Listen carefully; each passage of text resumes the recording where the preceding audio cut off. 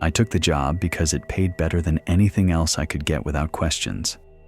Night janitor, government facility, remote location, no public address, transportation provided. The ad said, discretion required, which usually means something shady, but the recruiter didn't care about my record, didn't ask about my previous jobs, didn't even blink at the gap in my resume.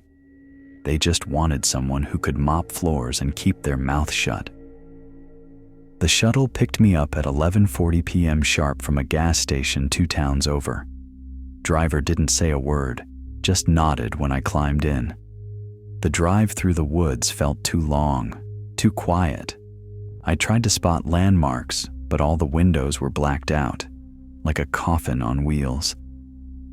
When we stopped, the doors opened to a loading bay lit by flickering yellow lights. A woman with a clipboard greeted me, white lab coat, expression like she hadn't slept in years. "You'll stay on sub-level 3, she said without introducing herself. "Stick to your route. Don't touch anything with a biohazard symbol.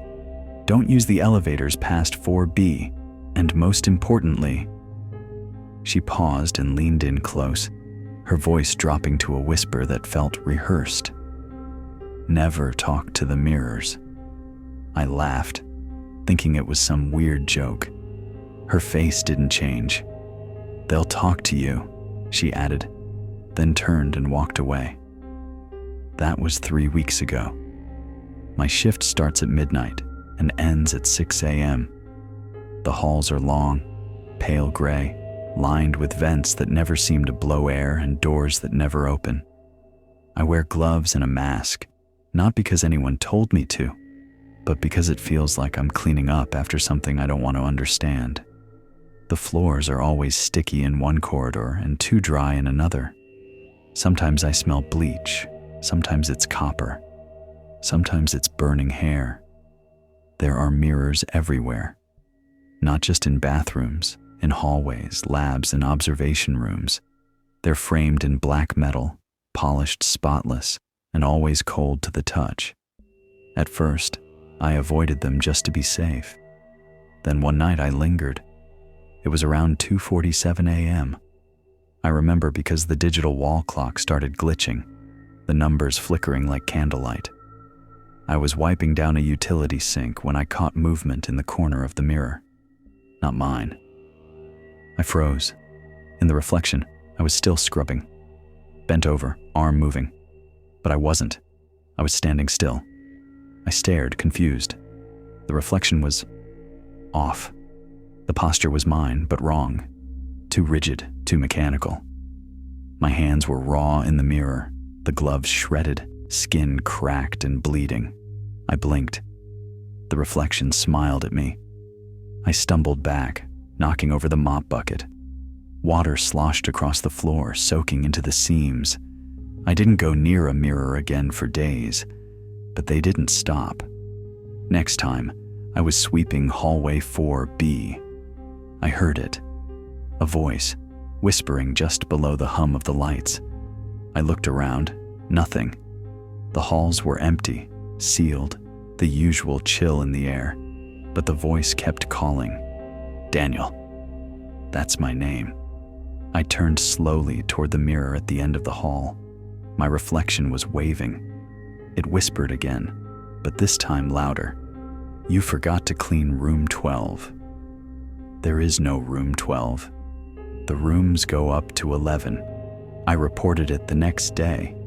The woman in the lab coat listened without blinking, then checked something off on her clipboard. "Mirrors are contained on that floor. Do not acknowledge them." Contained?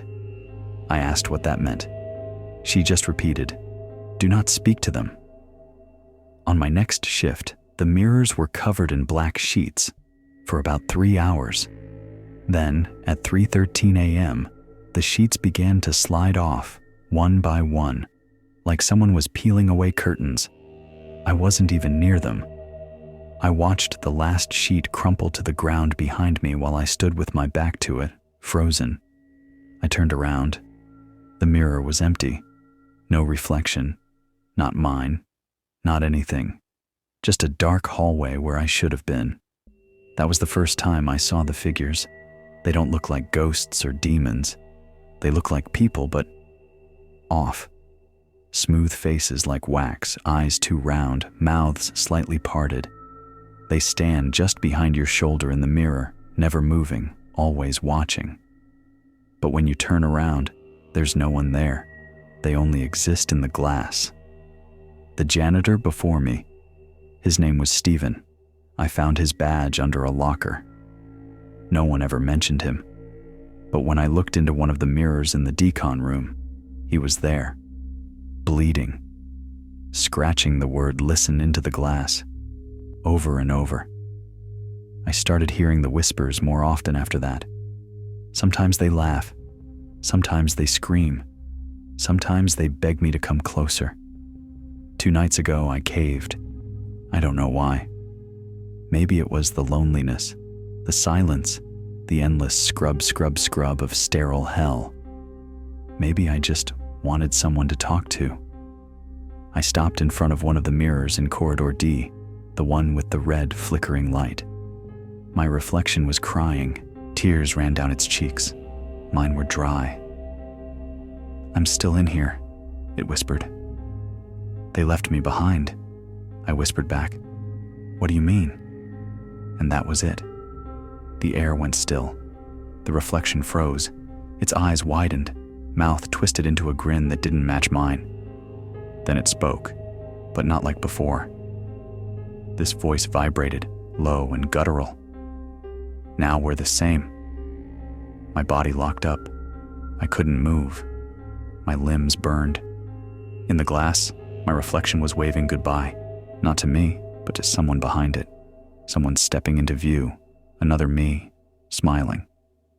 He reached toward the glass and vanished. I stumbled back. The hallway was dark now. No lights, no hum, no sound. My flashlight flickered and died. I ran. The next morning, the lab coat woman stopped me before I could leave. "You spoke to them," she said flatly. I nodded, too shaken to lie. She scribbled something in her clipboard. "You'll stay." "What?" I asked. "You've been absorbed into the mirror loop. You stay until it's your turn." She walked away. Now, every shift, I see the other janitors, in the mirrors. Some look like me, some don't. Some don't have faces at all. They wave, they weep, they laugh. One of them doesn't move, just watches.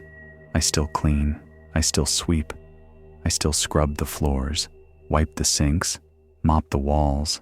But every now and then, I catch my reflection blinking just a second too late. And I wonder if it's still me on this side of the glass, or if I've already been replaced.